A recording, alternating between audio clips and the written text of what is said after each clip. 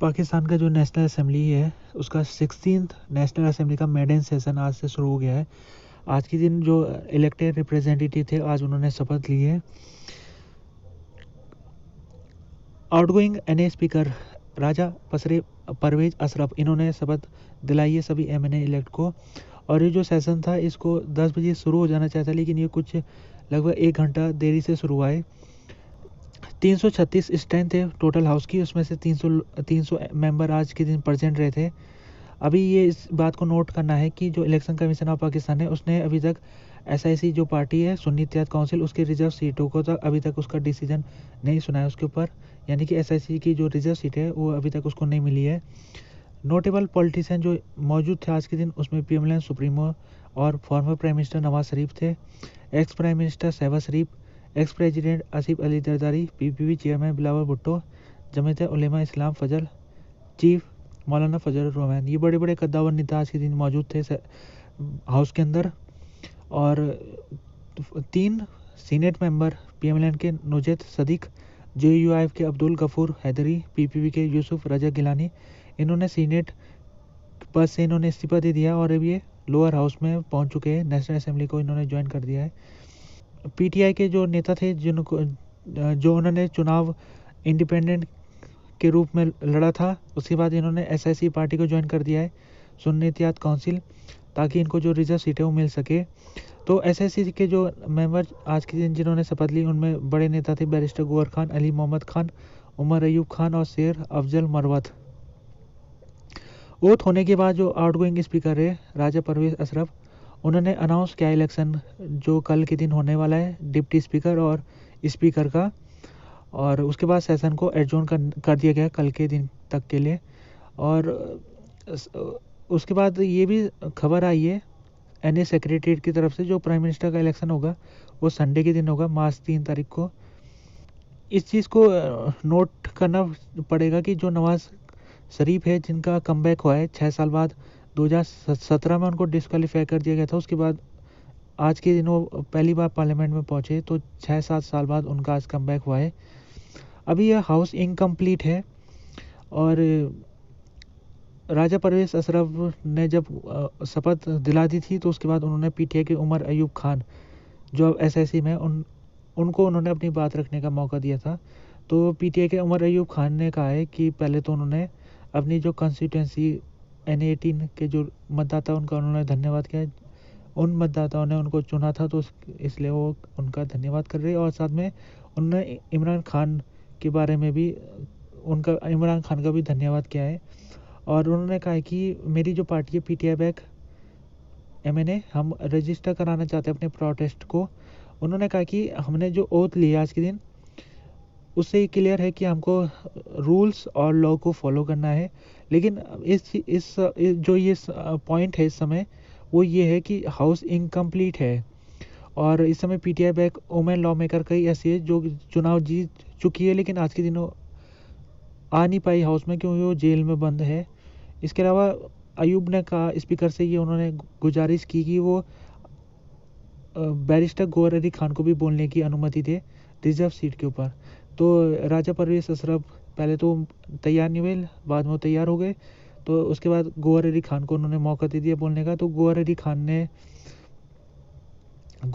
ने ये कहा है कि जो पीटीआई बैक लॉ मेकर है वो एनए तक पहुंच चुके हैं, नेशनल असेंबली तक वो पहुंच चुके हैं, उनको रोकने की बहुत कोशिश हुई थी लेकिन वो पहुंच चुके हैं।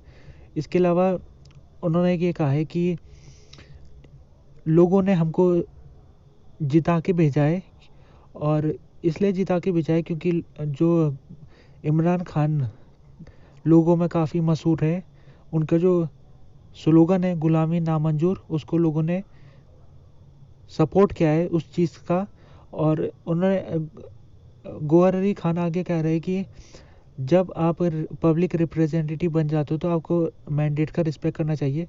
तो गौहर अली खान कह रहे हैं कि हमको 180 सीटें मिली थी लेकिन इलेक्शन कमीशन ने धांधली करके हमारी सीटों को कम कर दिया, हमारा सिंबल को भी हमसे ले लिया गया था, हमारे जो लीडर है इमरान खान उनको भी 3 केसों में गिरफ्तार करा हुआ है।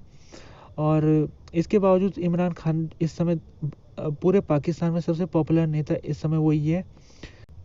आगे वो कहते हैं कि कोई भी व्यक्ति वो पब्लिक मैंडेट के बिना इस हाउस में नहीं आ सकता है। ये बात उन्होंने ट्रेजरी बेंच की तरफ इशारा करते हुए कहा है। ट्रेजरी बेंच में पीएमएलएन और पीपीपी के नेता बैठे हुए थे। इसके अलावा उन्होंने ये कहा है कि जो एनए है इस समय नेशनल असेंबली वो इनकम्प्लीट है, क्योंकि जो रिजर्व सीट है उसके अभी तक फैसला नहीं हो पाया। जो एसआईसी की सीट है उसके इलेक्शन कमीशन ने उस रिजर्व सीट को अभी तक एसआईसी को नहीं सौंपा है। उन्होंने ये कहा है कि जो डिप्टी स्पीकर और स्पीकर का चुनाव है उसको स्थगित कर देना चाहिए जब तक कि जो रिजर्व सीट का फैसला नहीं हो जाता। फिर जो राजा परवेज अशरफ है उन्होंने पीएमएलएन के जो नेता है ख्वाजा आसिफ उनको भी बोलने का समय दिया। तो ख्वाजा आसिफ ने कहा है कि जो एसआईसी है उसने अपने लिस्ट को नहीं सौंपा था। रिजर्व सीट पाने के लिए पहले लिस्ट को सौंपना पड़ता है इलेक्शन कमीशन के पास इलेक्शन होने से पहले। वो काम एसआईसी ने नहीं किया था, तो उनको रिजर्व सीट नहीं मिलनी चाहिए।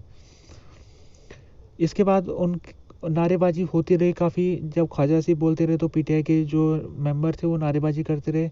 तो उसके बाद ख्वाजा आसिफ ने अपने हाथ में जो उनकी घड़ी थी उसको निकाला और उसको वो फहराने लग गए। उस घड़ी को वो दिखाने लग गए।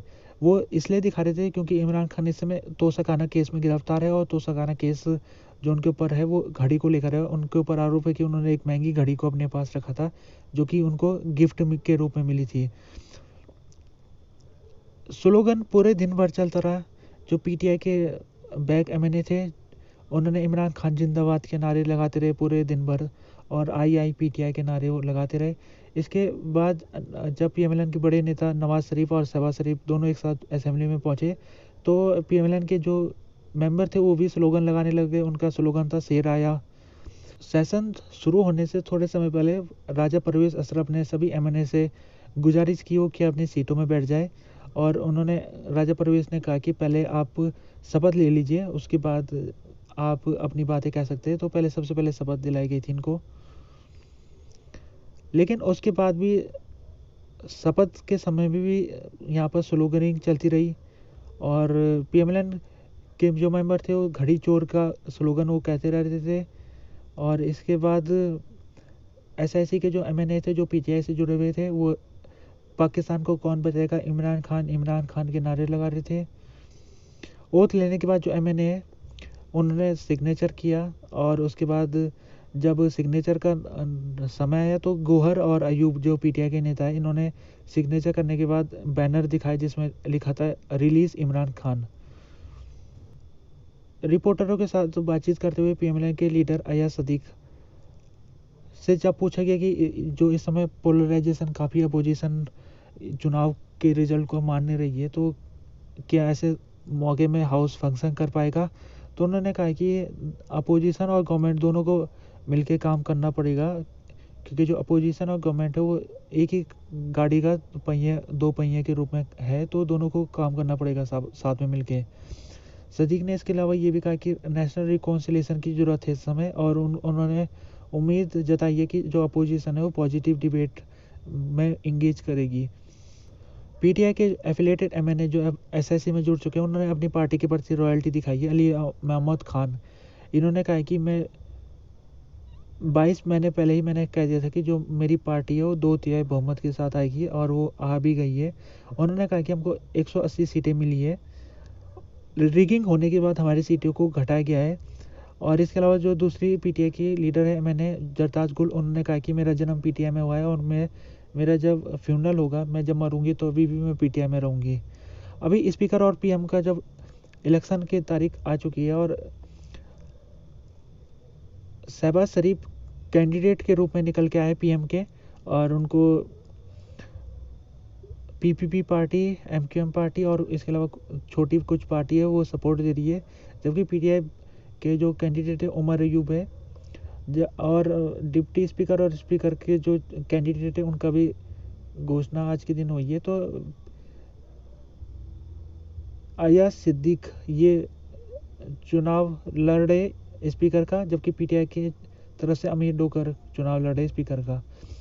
पीपीपी के लॉ मेकर गुलाम मुस्तफ़ा शाह ये डिप्टी स्पीकर के स्लॉट के लिए चुनाव लड़ेंगे। ये जॉइंट कैंडिडेट है पीपीपी और पीएमएलएन के। ये पीपीपी और पीएमएल पावर शेयरिंग एग्रीमेंट इनके बीच में हुई थी पिछले हफ्ते, जिसमें इन्होंने तैयार हो गए थे कि शहबाज शरीफ को पीएम का पोस्ट मिलेगी, जबकि जो पीपीपी के आसिफ अली जरदारी उनको प्रेसिडेंट बनाया जाएगा।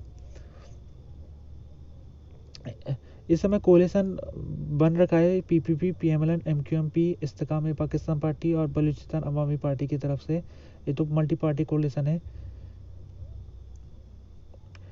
जो एनए सेशन था इसको भी बुलाने में काफ़ी चर्चा हो रही थी कई दिनों से, क्योंकि जो प्रेसिडेंट है आरिफ अलवी ये तैयार नहीं हो रहे थे सेशन को समन करने के लिए। तो उसके बाद फिर जो स्पीकर थे राजा परवेज अशरफ, उनको अपनी पावर का इस्तेमाल करके सेशन को आज बुलाया उन्होंने।